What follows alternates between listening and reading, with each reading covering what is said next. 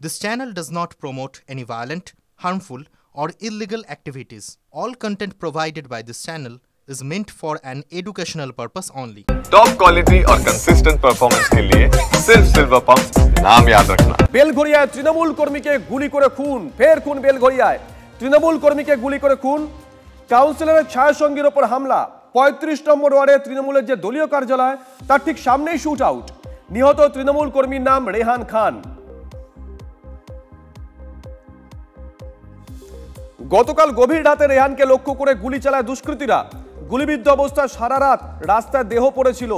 সকালে সাগর দত্ত হাসপাতালে নিয়ে গেলে রেহানকে মৃত বলে ঘোষণা করেন চিকিৎসকরা। আরো বিস্তারিত জানবো কি কারণে খুন, এখনো পর্যন্ত সেখানকার রাজনৈতিক মহল কি বলছে, ডিটেল নেব অনন্তর কাছ থেকে। অনন্ত, দেখো, রেহান খান সে তার বাড়ির সামনেই বসেছিল এবং বন্ধুদের সাথে সে মদ্যপান করছিল বলে এমনটাই আমরা জানতে পারছি। এবং দুষ্কৃতীরা তাকে খুব কাছ থেকে গুলি করে, গলায় তার গুলি করে। এরপরে গুলির আওয়াজ শুনে সবাই তারা বেরিয়ে আসে, বাড়ির এলাকার বাসিন্দারা তার মৃতদেহ সেখানে পড়ে থাকতে থাকে। এই ঘটনায় কিন্তু এলাকায় কিন্তু যথেষ্টই কিন্তু উত্তেজনা ছড়িয়েছে, মানুষের মধ্যে আতঙ্ক ছড়িয়েছে। রেহানকে যারা গুলি করেছে এলাকা বাসিন্দা সূত্রে আমরা জানতে পারছি যে তারা খুব পরিচিত, তার পরিচিতরাই তাকে গুলি করেছে এবং তারা বাইকে করে এসেছিল এবং তাকে দু রাউন্ড গুলি করে, একটা গুলি তার গলায় লাগে এবং সেখানেই সে লুটিয়ে পড়ে। এরপরে পুলিশ এসে মৃতদেহ নিয়ে যায়। আজ তার মৃতদেহ ময়নাতদন্তে পাঠানো হবে।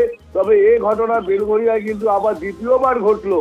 এর আগে বিকাশ সিং গুলিবিদ্ধ হয়েছিল, তারপরে আবার এই রেহান খানের গুলির ঘটনা যথেষ্টই চাপের সৃষ্টি হচ্ছে। নজর থাকবে অনন্ত, নজর থাকবে।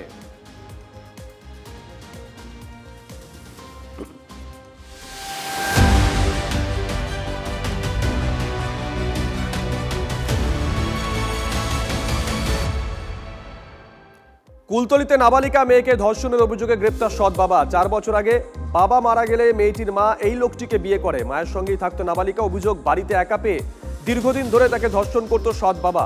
কাউকে জানালে প্রাণে মারার হুমকিও দিত বলে অভিযোগ। মা ঘটনাটি জানতে পেরে থানার দ্বারস্থ হন। গ্রেপ্তার অভিযুক্ত, পক্সো আইনে মামলা রুজু।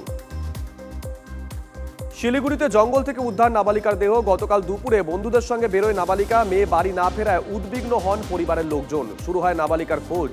সে সময় নাবালিকার এক বন্ধু ফোন করে জানায় কিশোরীর অবস্থা আশঙ্কাজনক। হাসপাতালে নিয়ে যাওয়া হলে চিকিৎসকরা তাকে মৃত বলে ঘোষণা করেন। পুলিশকে ঘিরে বিক্ষোভ পরিবারের। আটক 2 যুবক।